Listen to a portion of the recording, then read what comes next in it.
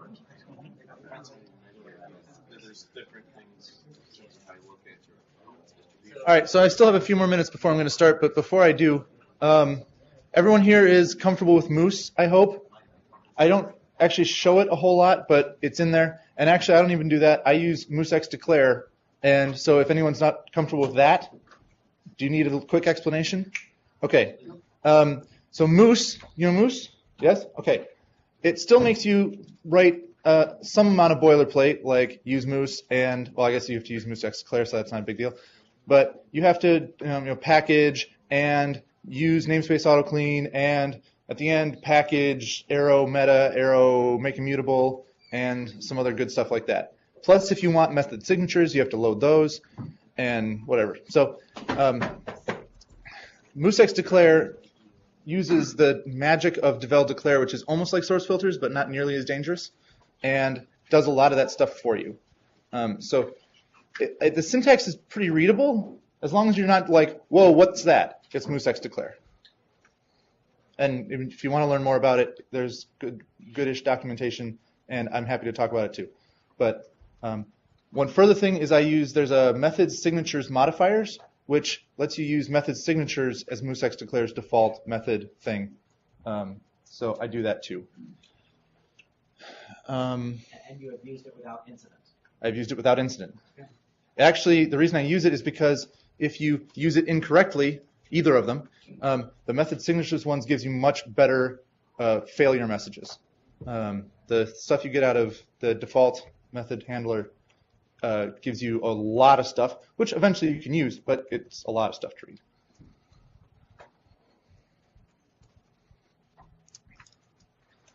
I'm getting a little closer, so I'll put in one of my other little notes.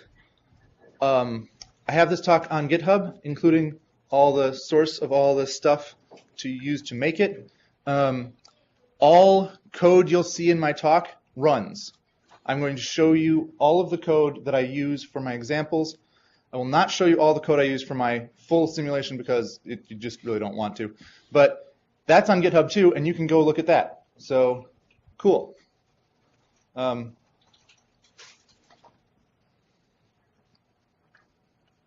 Wait just another minute or so. Do you want to get your crazy virtual machine idea going? No, I didn't.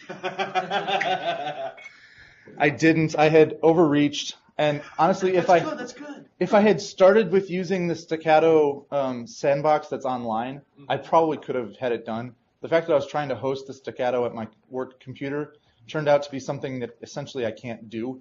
Not because you can't do it, but because I need to have another IP address for the guest, and I only have one. I have one, so I thought I had it. Right. You know, like, oh, look, I can run this VM and I'll be able to. But the way you configure it because of MDNS and stuff I don't understand, I didn't quite get there. And then, of course, I wasted all my time trying to set that up, so I didn't get the other thing running, which I probably could have done if I'd gone right to there. Anyway. Oh, I'm sorry. My GitHub is Berger. Yeah, the talks are YAPC 2012, and then the thing just under that. YAPC NA. Probably YAPC NA 2012. I don't know. I did that. I have little hope to go to any of the further ones. I would love to. I don't know that I can afford them. All right, so I guess I'm ready to go. I am Joel Berger. I'm a physics PhD student at the University of Illinois at Chicago. I'm going to talk to you about the work that I'm doing towards my thesis. You don't really need to know that it is, but it happens to be. Quickly, talk about differential equations. I'm giving you sort of a strange definition because it goes towards what I need to do. Let's say you have some number, some variable, and you know how that variable changes with time. Well, it turns out if you take that, multiply it by a little slice of time, you can figure out where it is now after that little slice of time. And you can keep doing that and eventually build up a picture of how this object moved or did whatever it does. In principle, this can be a function of lots of complex things, but for now, you don't have to think about that. So a real differential equation will look like something like this, where M is the money in your bank account, and R is your interest rate. And here you see that the rate of increase of your bank account is related to your interest rate and the amount of money you have in it. So the more money you have, the faster it grows. You know this. You've heard of the exponential growth of, a continuous compounding of interest. That's what this is. And when you solve that equation, you just get your principal times the exponent of the rate constant you have and the time. Oh, well, that was all I meant. So that's a differential equation. And you can do that on pencil and paper. That's about a 4-line differential equation. It's pretty easy to do. Sadly, most aren't that easy. So you use numerical methods to solve them. So this is my machine. It's the top half of an electron microscope. We're prototyping it, so it doesn't look anything like that. The things we're interested in right now are we have a photocathode, and the whole point of this is it's going to be a pulsed one driven by a laser. So we have this piece of metal here that when you hit it with the laser creates electrons, pulsed because it's a pulsed laser. We have some magnetic lenses, which for our purposes here basically act like optical lenses do for light, except these do it for electrons. And I have a detector back here. The detector doesn't really mean anything, it just means where we're going to look at the pulse. So the laser comes in, we generate some electrons. The electrons go through the optics and hit the detector. Of course, this looks like it's a continuous beam. That's because it's hard to draw this pulsed. But the width of the beam follows that path, and of course it makes little slices along the way. Now the length of the pulse, it turns out there are actually optics that behave like lenses for the length. This thing here is an RF cavity, and just trust me, because I don't have time, I would love to talk about it. It, as it goes through, causes the beam to contract as it goes forward, rather than expand. Again, all of this would be not too hard if these were light, if this were photons, but they're not. They're electrons and they repel each other. They repel each other more the closer they are to each other. So as you're doing all this, they're trying harder and harder to get away from each other. And our research is centered around how can we control this? How can we set these systems up so that we get them just to where we need them before they do something bad, but while they're still good? So we need to model this. We need to write software that will do this. So a little simplified picture. And what I really need is I need to compute this width and length of the pulse as a function of time as it goes through that column. And note that the generation, which, from the photocathode, which I didn't show here, and these optical elements all add terms to differential equations. I have 7 differential equations that are governing this, and there are terms that get added on, sometimes multiple from different objects, and it becomes very confusing very quickly. And so you don't want to do this by hand. You don't even want to set the problem up by hand. So I really wanted, this is a very new field, and there's really no software for it. So I kind of wanted something that I could give to colleagues, give to collaborators, and say, use this. It's easy. Well, that means I have even an extra layer of complexity. How do I make this easy for my users, not just for me? A quick look at sort of the state of the art. No one's doing exactly this, but there are things that did beam tracking.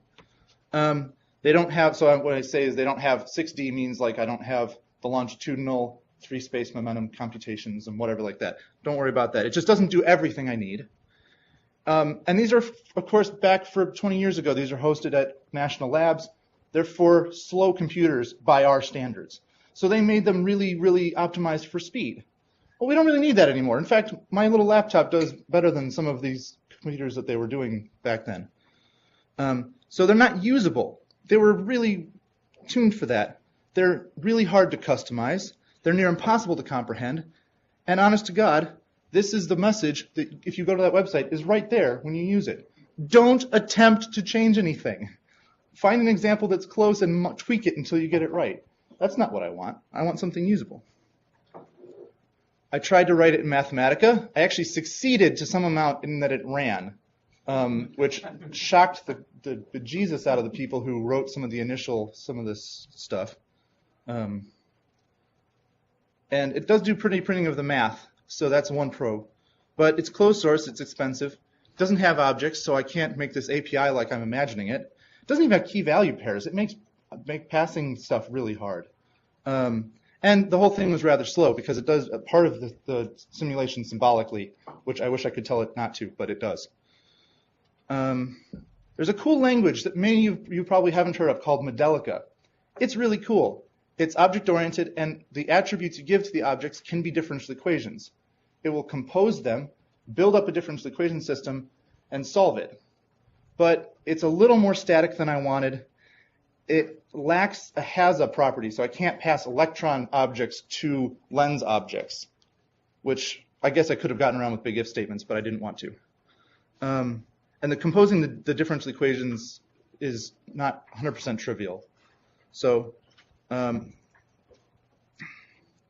before I get to my actual code, let's talk about when you do a solver, you not only care about where it is now, but you have to remember, of course, where it was, because you're going to plot the whole history of this thing. So I made a little trivial example of a moose roll, which is, I should look at it on this screen because it just shows up over there, called Remember History. And when you assign to this, it actually has an array in the background which will keep all the old values so I can pull it out later. Just makes it easy. It's kind of sugar. That lets me use this object as both my where am I and all the history, so I don't have to keep track of two data structures to do that.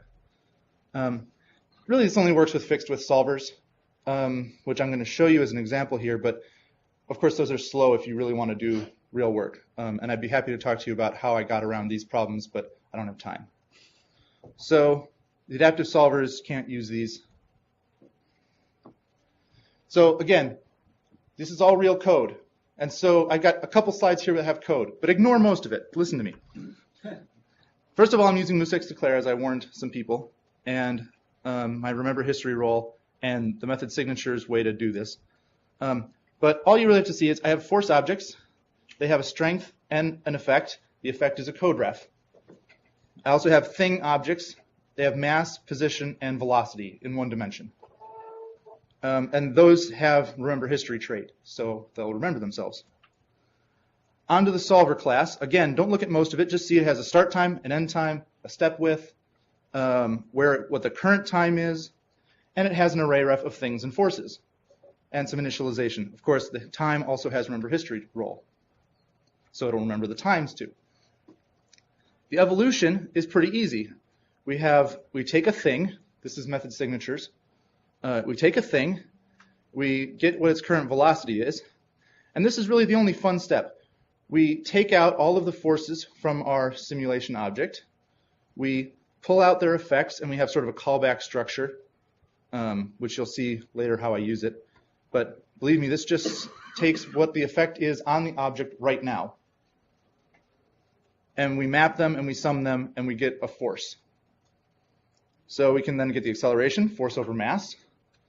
And then we just assign to thing Vx old velocity plus acceleration times dt. And we do the same thing for the position, except we didn't have to store it first. I forget why I did that. Oh, because I want to use it here, but I want to use the old velocity. Right. So we've evolved now our position and our velocity. And then I actually have a run method which does that repeatedly until we get to the end of the time that I care about. That's all the code you need to do a fixed width differential equation solver. It's not very pretty, but it works. And this would be your user-facing script. So you're a user, you wanted to use this. All you need to do is make a thing with a mass, a force. I'm calling this the accelerating force.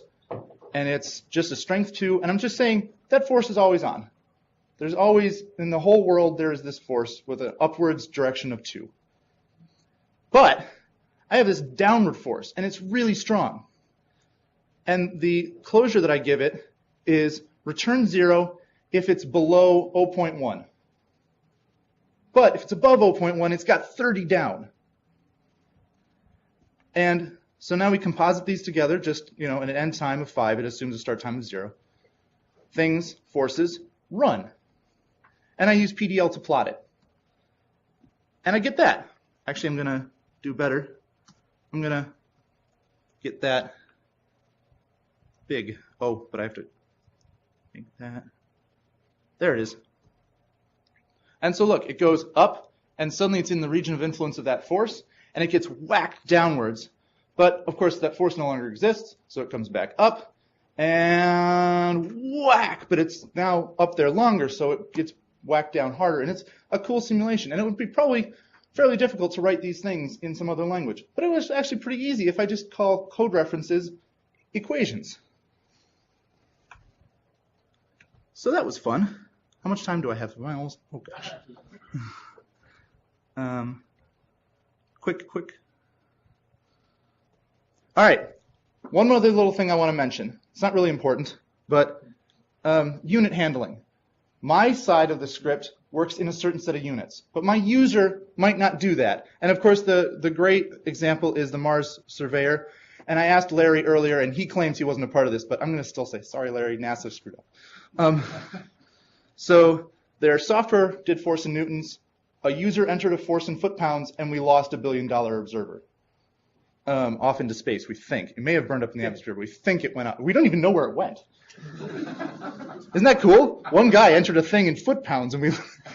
Anyway, what that means is there's this implied covenant between your programmers and your users to always use the same units. Use the same units. But that's probably undocumented, and it's always action at a distance, and it's unexpected. But we have Perl and we have Moose, and we want to do this better. So I wrote this, and this is really cool. And as unlike the other one, which these both are on CPAN, I recommend you look at this if you might want to do this. We make a string to number coercions, which have anonymous unit types that are related to the unit you want to do your calculations in. So this is just a num, and it will behave like a num as far as your code cares. So you're not working with number objects of some weird variety. These are numbers. The coercions are the cool thing, and I just show that the meters per second works. You can use units like you'd expect. It uses physics unit underneath, which I've been working with the developer to help improve a little bit, but it was pretty good in the first place.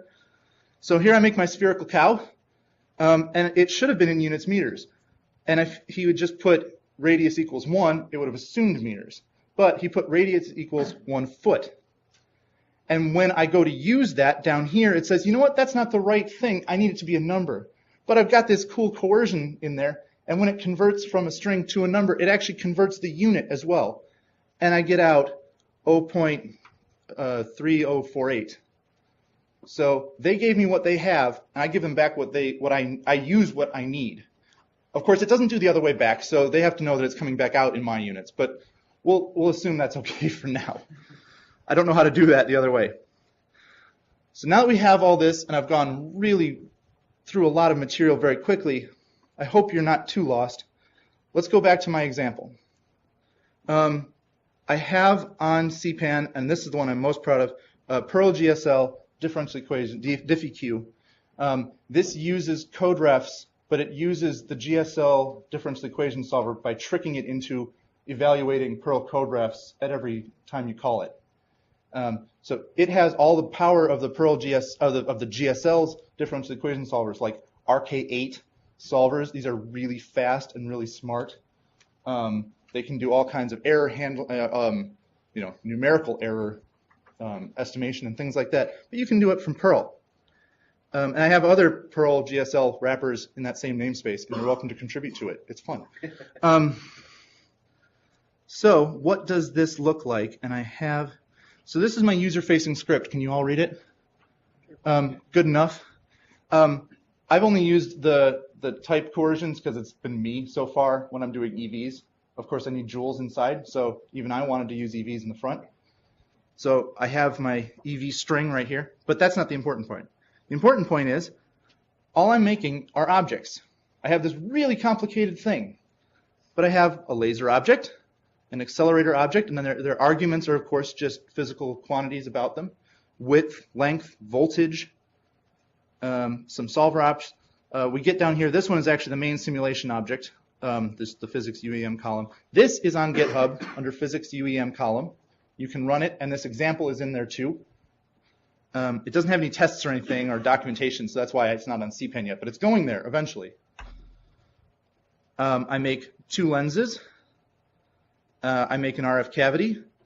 Each of them needs to be pushed into the column element. The column element is like a holder for all the different column elements. And look at this. Sim propagate. That's the whole thing. Your user calls that one time, I wrap it in a PDL call so I actually get PDL out so I can graph it. I'm using David Mertens's beautiful new Prima-based plotting engine. Beautiful in its internals. It's a little rough on its look, but forgive it that. It's really cool. And remember, Mathematica could barely do it and did it in 2 minutes. The thing I had done before took about an hour. This is called a Cook triplet, by the way, this system, so that's why it's called Cook. Everything that happens before it tells you what iteration number it is MooseX declare boot time. Poof. Wow. And there it is. And you can see here's your first, the red line is the width, the green line is the length. Here is your first lens. Here it hits the RF cavity. Here it hits the second lens. They both come down, because I've already tuned it, of course, down to a focus. Presumably that's where my detector is. And you're done. And your user didn't have to think about anything. He made objects, he pushed them into simulations, and it runs. And I think it's pretty cool. To my knowledge, it's the first time this has ever been demonstrated, so you're on the leading edge of science. And beyond just this is not just about my talk. This is a paradigm. You can use this. You can use this in your own codes. It won't look exactly like mine, but you can think like it. Think of equations as code references. And the rest kind of just follows from there. And you can look at this to kind of see what I did. You can talk to me. I'm happy to talk about it. I'm really excited about it. But basically, as long as I thank the people who pay me, I'm done. They're watching. They are watching.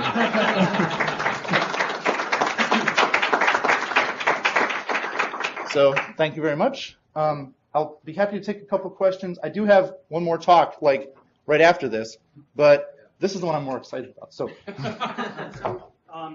in physics and probably engineering and so on, Python is like the key language It is. people use. So do you get grief for writing? I do. And so, But I tell you what, and I was thinking about this last night because I was kind of expecting this question. And of course, you probably could do something similar to this in Python. I did it in Perl because it's what I know. But as far as I understand, Python 2 at least doesn't have full closures. They have lambdas. And the differential equations I'm building actually are compositions of closures. So I have closures inside of closures all pointing to different things to build up the equation like I want it to. And I'm sure you can do that with lambdas, but I kind of feel like I wouldn't want to. So I could be wrong. I'm not a Python guy. But the flexibility of Perl let me do this very easily and without having to think about it too much. But good question. We did similar things with Simulink. Is that Modelica based? I think that might be. It's on MATLAB, and it's a graphical environment, so you do everything to do the objects and the differential, the solvers to do it graphically, and you put it together with blocks. And I think underneath it uses Modelica. I might be wrong, but I'm pretty sure I saw that. No, Simulink is a MATLAB thing. It's a MATLAB. No, it is. But no, Modelica is a language spec, not a language. And I think that Simulink, okay, he's shaking his head, but. I mean, Simulink's very old. Okay, I could be wrong. I could absolutely be wrong. From my experience, people need much longer to create the model. It looks nice because it's easy to graphical. To explain something. It's easy to catch errors, but it's impossible to maintain. You don't see dips. If someone changes it, you have to log into it. It's much bigger. It's expensive. It's expensive. There's a good one. It is real time. Okay. So you can use it in real systems to check something if you're late. I'm actually hoping to work with David. David's got a Prima REPL, which I think this is now running fast enough that I could probably figure out some way to put a slider bar or something for like the focal length of the second lens and do that. I haven't done it yet. We were hoping to before this talk. Didn't get there. But yes, it's cool to. I'm happy there are other ways to do it. I hadn't found them. I prefer your way much. It's much easier to maintain, and I think it's fast enough. If not just optimize. Right. Thank you. Anyone else? I'd probably take maybe one more. If you look at I could probably take two more. Huh? Look at Sage. Again, it's just Python. So Right. I have looked at it, and I'm suffers from the I'm happy that problem. someone is trying to make something that will compete with Mathematica. Right. I'm absolutely happy about that. I don't use Python, so I don't know it very well, but I'm actually very happy they're doing that. Anyone else? If not, please come see me later. If you have any questions and you didn't want to ask, I'm more than happy to talk about this. Thank you all.